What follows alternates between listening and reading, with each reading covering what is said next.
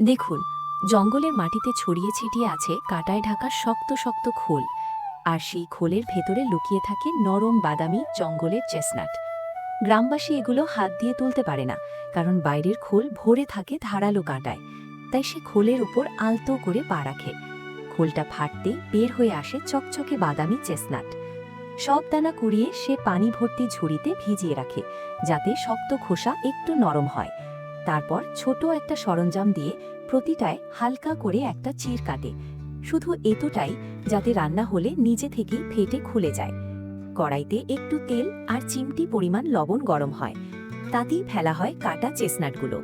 তাপ পেতেই খোসা টুকটুক করে ফাটতে থাকে, আর ভেতরের অংশ ফুলে নরম হয়ে যায়।